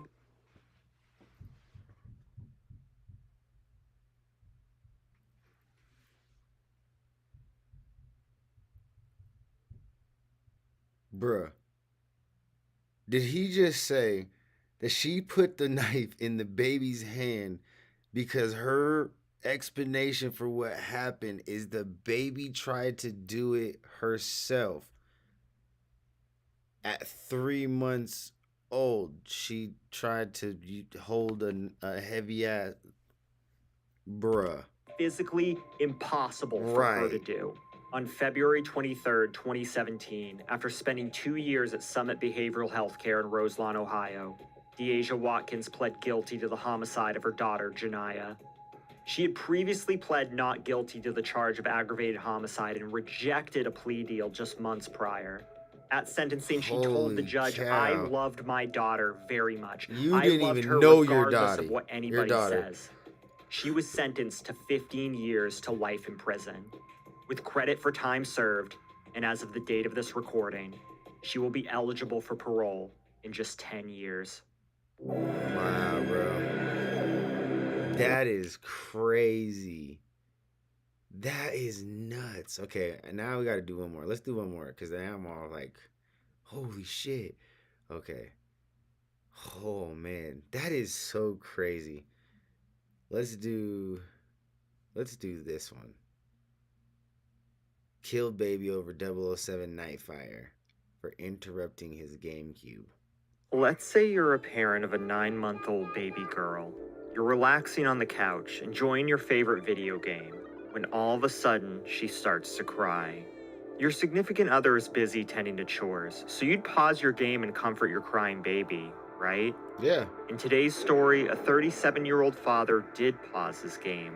But what happened next was the last thing any loving parent would dream of doing to their daughter. This is the story of Brianna Cole. Bro. Over a video game, bro? Over a GameCube game at that? Like, Nintendo don't even like its users for real. Like, let's be real. Like, you know what I'm saying? Nintendo don't even for real like the people who are hardcore gamers and shit. You know what I'm saying? Like, they don't like the fact that their games are competitive and shit. Like, that's why they don't sponsor no tournaments or nothing on like a real note. Like, they stay out of that, bro. They've made so many announcements that they like that their games are just wholesome family games. They don't want them to be competitive and, you know, all that nonsense, which is crazy because I feel like the competitive scene helps drive, you know, new people to the games potentially. You know what I'm saying? Helps keep games alive, allows them to have longevity, I feel like. But anyways, neither here nor there. All I'm saying is GameCube was not that good of a system. It was cool. I owned one. It was cool. It had some cool games, but god damn. Holy shit. That's like gamer rage to a whole new fucking like level, bro. What up, Diesel? This week's episode has been brought to you by Pride. Shout out to your sponsorship, but we're moving on. Junkyard, where most days he was surrounded. Hold up. There we go. To access today. Thanks, and back to the episode. Back to the episode. Benjamin Cole didn't grow up in a traditional home. Make sure y'all hit that like button He grew up too. in an Oklahoma Share junkyard, where most days he was surrounded by rampant drug and alcohol use. In fact, Benjamin's mother used drugs and alcohol while pregnant with him. At an early age, Benjamin began drinking to cope with years of verbal and physical mistreatment by those around him. He was even essayed during this time. Around the age of 10 years old, Benjamin took to huffing gasoline in order to get high. He managed to stay in high school What? and get his high school diploma. But by the age of 18, he began to display all of the markers of a person that was beginning to struggle with severe mental illness. Despite not being able to make or keep any friends, Benjamin still managed to get married and had a young son, Benjamin Jr. In 1984, while living in California, his wife accused him of causing harm to their 6-month-old little boy. Now, what kind of harm, you might ask? Benjamin Jr. suffered a cigarette burn to the eye, bruises on his arm, head, torso, and groin, as well as a broken ankle. Subsequently, Benjamin was arrested and convicted of aggravated harm to a minor, and he spent 2 years in prison. Benjamin became isolated and withdrawn. He was often depressed and he did not keep many friends. He struggled with long periods of unemployment. He was discharged from the United States Air Force in 1987, a year after joining, after he displayed impulse control problems and substance use issues. After this, Benjamin's first marriage dissolved. Later, so did his second. But he never gave up on looking for love. In 1998, while he was living in a tent under a bridge in Claremore, Oklahoma, Benjamin met a woman named Susan Young, and the two would later have a daughter, Brianna Victoria Cole. By the time Brianna was born, Benjamin... How you gonna be out here? Look at this shit, bro. How you gonna be out here fucking doing crazy shit that we're about to hear, and you look like Jesus and shit, or at least the depiction of what you know white people's Jesus look like. You know what I'm saying? Because everybody's got a different version of what their God or their Jesus looks like, whatever. You know what I'm saying? But this dude, don't this motherfucker look like a Jesus right here? This old Jesus looking ass motherfucker right here. God damn. How you look like that? By the time Brianna was born, Benjamin couldn't hold down a job and was drinking heavily. The two moved into a small home on Cherokee Nation tribal land as Susan was a registered member. It should be noted that their house, located at 320 South Moore Avenue, was located 400 feet away from the Claremore Indian Hospital. What? Remember this detail because it will become important. On December 20th, 2002, Benjamin was busy playing Nintendo games. It's been noted by multiple sources that the game in question was part of the 007 franchise, but it's unclear which installment it was. Now, James Bond 007 Nightfire was released the same year on GameCube, so it's possible that was the game in question. Benjamin was fully engrossed in his game when all of a sudden Brianna, now 9 months old, began to cry. Her mother had just put her down for a nap before going outside to hang wet laundry on the clothesline. Annoyed and feeling interrupted by Brianna's crying and fussing, Benjamin grabbed his infant daughter by the ankles while she was on her stomach.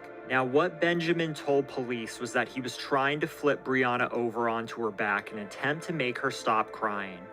What he actually did was forcefully push the heels of her feet towards her head, bending her completely in half backwards before he flipped her on her back.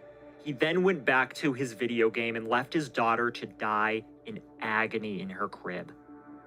Brianna's spine was broken, her aorta torn completely in half. She ultimately bled to death. Benjamin kept playing his game like nothing had ever happened. When confronted by his wife, Susan, Benjamin denied that there was anything wrong with Brianna. Believing him, Susan gave her daughter some time, but quickly found that Brianna was turning blue. Finally, Benjamin told Susan to contact emergency services, and he attempted CPR.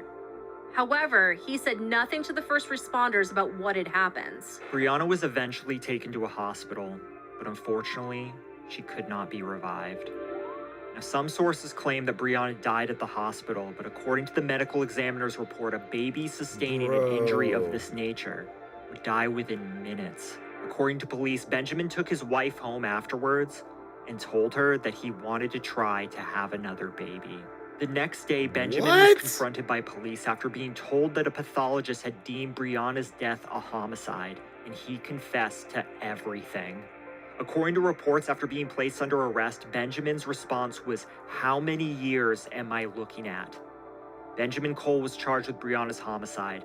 He was ultimately found guilty on December 27th, 2002. Life, nigga. The sentence? Death.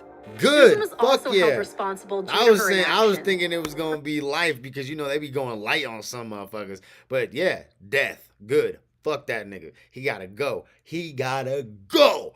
Fuck that dude. Failure to seek immediate medical attention for her infant daughter, she was sentenced to 13 years in prison and was released in 2017. The state of Oklahoma has been rather busy carrying out death sentences recently. Historically, Oklahoma has put a total of 198 men and 3 women to death between 1915 and 2022 at the Oklahoma State Penitentiary. 82 were killed by electrocution, 1 by hanging, and 118 by lethal injection. The last death by electric chair took place in 1966. It should be noted that the states of Oklahoma and its neighbor Texas account for 10% of the U.S. population and 45% of its executions. Now, regarding Benjamin Cole, there is an important factor surrounding his case. And for the sake of complete information, we are going to talk about it, but to do so, we have to give some background information on the death penalty in Oklahoma. Regardless if you are for or against capital punishment, it should be noted that executions in Oklahoma have been filled with protocol violations. In October of 2021, in the state's first capital punishment in 7 years, prisoner John Grant convulsed and threw up repeatedly after being administered lethal injection. Capital punishment had been on pause in Oklahoma following the staying of Richard Glossop in 2015 and the botched lethal injections of Charles Warner in 2015 and Clayton Lockett in 2014. Now, Richard Glossop was scheduled to die in September of 2015, but then Oklahoma Governor Mary Fallin issued a last-minute stay of execution after it was discovered that the Department of Corrections received a shipment of potassium acetate instead of potassium chloride. An autopsy report revealed that the state used the wrong drug, potassium acetate, to execute Charles Warner in January of 2015. Now, according to witnesses, Warner said, "It feels like acid and my body is on fire," whilst being executed. Clayton Lockett's April 2014 execution was also botched. A report issued after his death found that after trying for 51 minutes to find a vein, a phlebotomist misplaced the IV line that was intended to deliver the lethal drugs into Lockett's bloodstream. Instead, the drugs were delivered to the surrounding subcutaneous tissue. Lockett writhed on the gurney and mumbled before being pronounced dead 43 minutes after the procedure began. An investigation team later revealed that the faulty insertion of the intravenous line and lack of training of the execution staff contributed to these problems. But how does this apply to Benjamin Cole? Well, it's a common misconception that in the United States, we don't execute the mentally ill. But, in fact, it happens fairly often. The U.S. Supreme Court ruled in 1986 that the constitutional prohibition against cruel and unusual punishment prohibits states from executing death row inmates who have become mentally ill. However, the Supreme Court has repeatedly declined to shield mentally ill people from the death penalty, stating that only people who are considered insane cannot be executed. However, the insane are narrowly defined as those who are unaware of the punishment that they are about to suffer and why they are about to suffer it. A definition that excludes most people with severe mental illness. In Benjamin's case, his mental health worsened over the years since his trial, years in which teams of post-conviction attorneys struggled to have any meaningful communication with him as a small parade of psychologists and psychiatrists evaluated his declining mental state.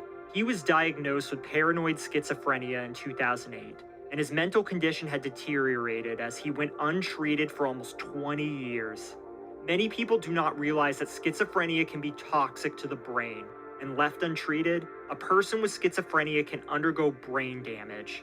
People with schizophrenia also have higher rates of diabetes and liver and heart disease. We have links in our sources if you're interested in the science surrounding this. While locked up, Benjamin became a religious fanatic, and doctors stated that he was convinced that any discussion about his case would undermine his faith in Jesus Christ and undermine his current saved status. Those beliefs underscored what his lawyers claimed interfered with their ability to work with him on his case.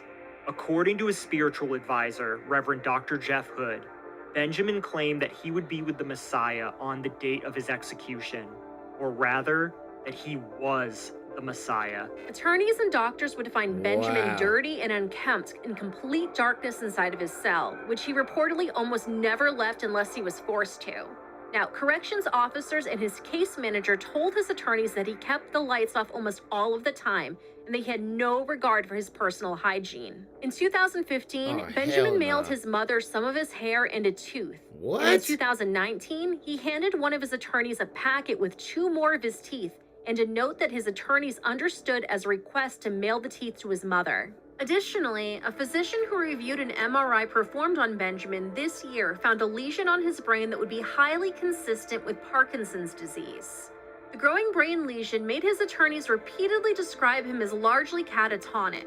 At a court hearing on September 30th of this year, he sat slumped forward in a wheelchair for almost 4 hours. He kept his eyes closed and never spoke. However, Benjamin spoke at length to a state psychologist who examined him this past July at the Oklahoma Forensic Center in Veneta.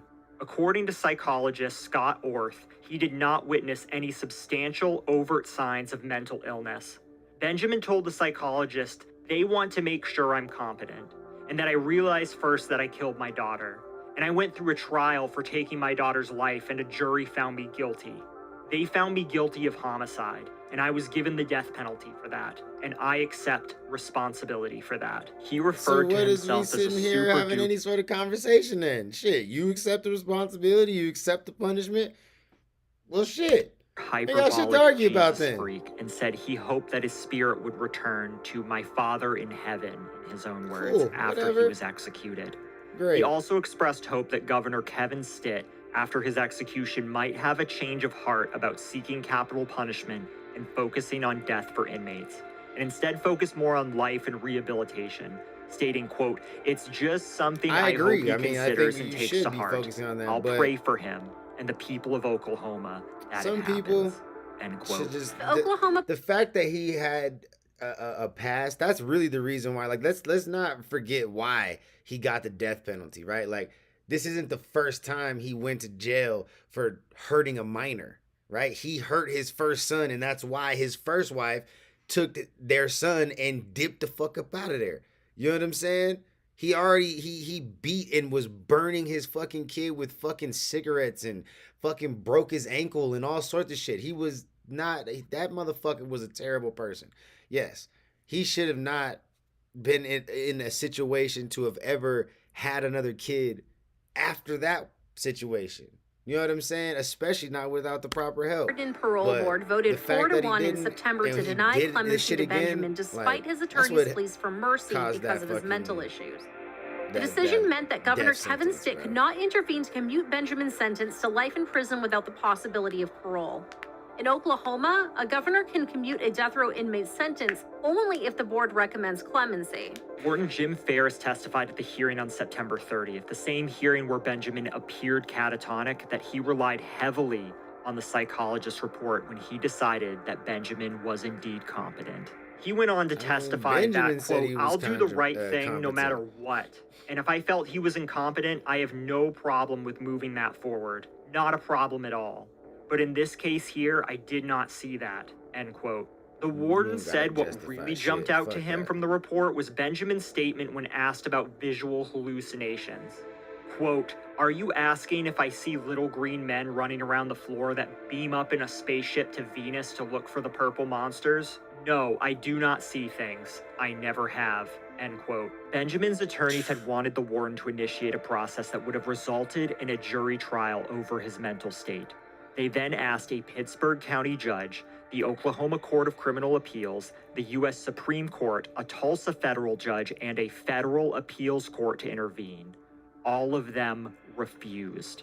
The decision by the 10th U.S. Circuit Court of Appeals in Denver not to get involved came shortly thereafter, as did the U.S. Supreme Court's refusal to grant a stay of execution. Benjamin did not request a traditional last meal. Rather, he was served a facility religious meal of vegetarian lasagna, salad, a tortilla, and a fruit drink packet. He also declined to have a spiritual advisor in the execution chamber and did not want any of his attorneys in the witness room. The curtain went up in the execution chamber at 10:04 a.m. the following morning on October 20th. The 57-year-old inmate's last words were a 2-minute-long religious ramble, including a prayer for Jesus to receive my spirit, and appeals such as choose Jesus while you still can, and keep your eyes peeled, be ready at all times. Benjamin also declared, quote, "I forgive everyone that I have done wrong." Oh, yeah? Quote. The lethal injection You itself forgive took them? 16 minutes to complete. Oh. Benjamin opened his eyes, trembled slightly once, and yawned as the first drug, the sedative midazolam, flowed into his veins. At 10:11 a.m., Benjamin was declared unconscious. He could be heard snoring inside the death chamber, and at 10:22 a.m., he was pronounced dead.